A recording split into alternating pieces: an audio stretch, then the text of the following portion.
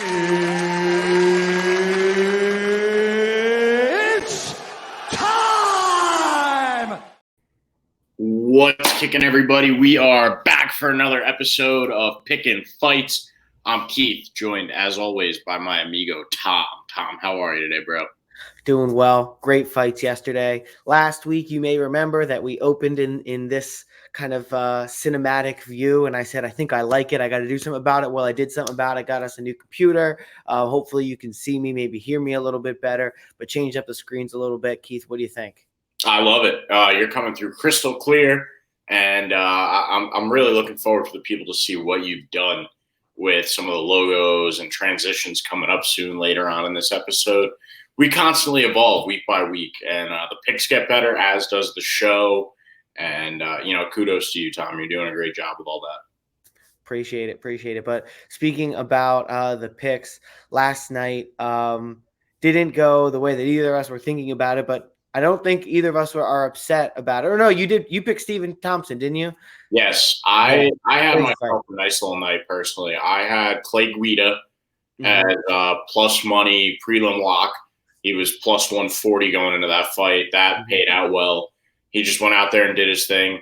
And then, I had Stephen One Boy Thompson in the main event. And actually, I live bet him again going into round two, where after round one, he was like pretty bloodied up. He got a little beat up, and his live odds going into round two were plus 250.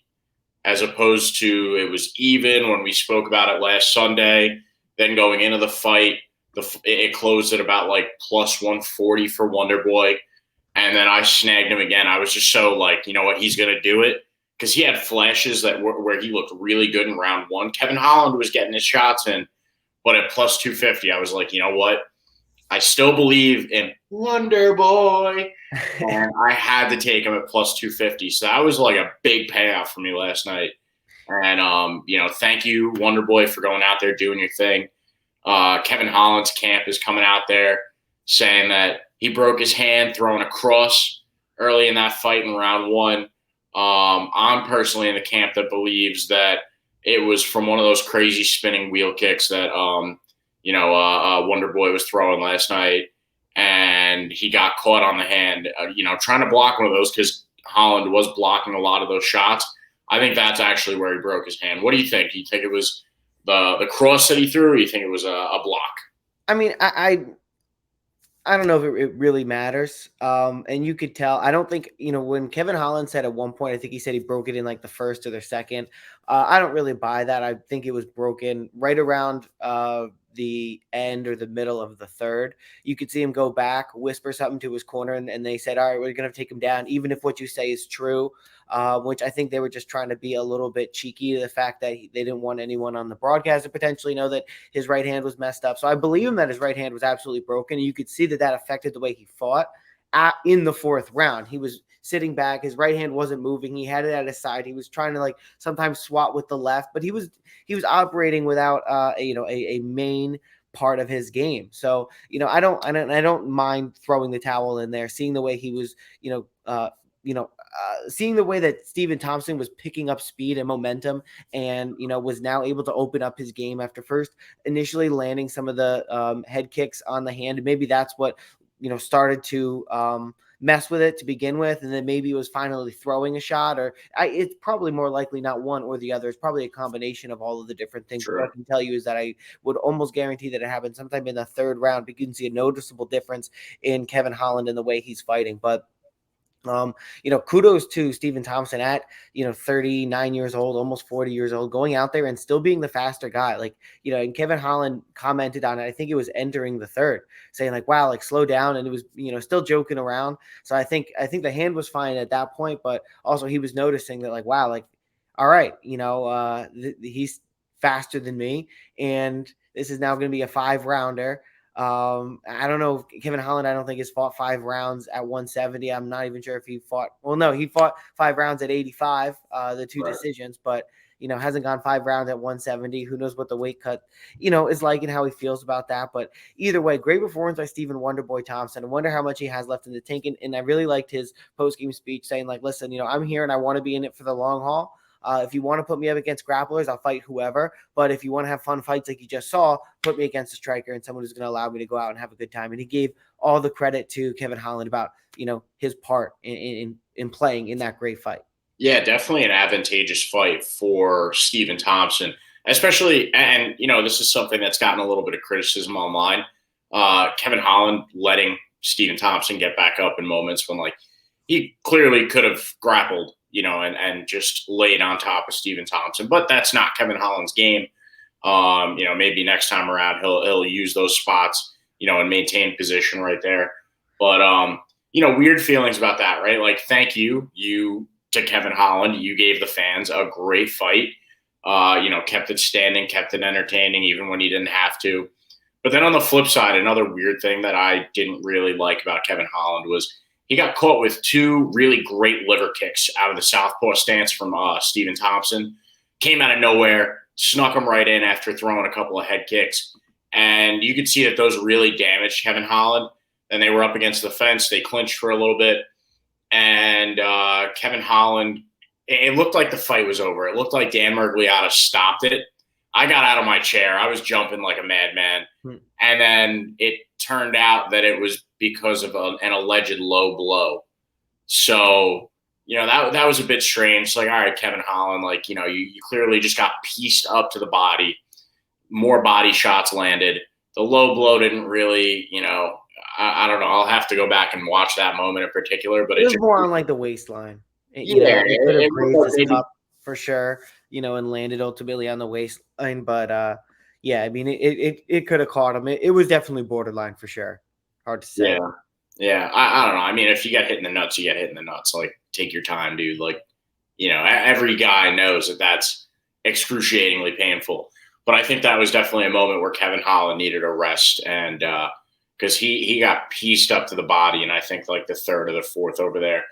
And then in the fourth with Kevin Holland hurt, just Stephen Thompson just playing with him up against the fence. That was so impressive. Just doing whatever he wanted to. Yeah, sure, he's hurt and his hand is broken, but it was nice to see the old guy going out there, still looking very youthful and having a good time with it. Kevin Holland got his verbal jabs in there, and you could see Stephen Thompson just smiling the whole way and saying a few things back. I wish they were mic'd up the way that they do with NFL and MLB, where you could really hear them. There were a few moments you could hear those guys in the first. It's the benefit of the Apex, right? Yeah, that's true. But I think this was a fight that deserved to be in that bigger octagon in front of the live crowd. There were a few funny moments you could hear though. One that sticks with me was in the first round. Kevin Holland is clinching with Stephen Thompson against the cage. Stephen Thompson's grabbing him. He's got those underhooks locked in, and Kevin Holland is all right, you could let go of me. I'm not going to fight you here. Let's back. I'm not taking you down. No worries. Yeah, he's you could let go. And so that was cool. I wish we could have heard a little bit more of that, but that fight definitely deserved to be in front of a full crowd. I think they said there was 20,000 people in the building. It looked like it was loud. Yeah, it definitely sounded loud. There were lots of oohs, ahs, and especially when those guys got close. I mean, the gasps from the crowd, were those are cool. That was a fight that deserved to be there. Another fight that deserved to be there too, talking about crowd noise, was Sergey Pavlovich and Tai Tuivasa. And we've been saying it for a while. This man, Sergey Pavlovich, is a problem in the heavyweight division. What a dog. I mean, he got in there. Tai totally whiffed on a little, leg kick that was followed up by a really sloppy, hook. And Sergey Pavlovich just kind of looks at him okay. And then just goes to work and just starts beating the ever-living shit out of Tai Tuivasa.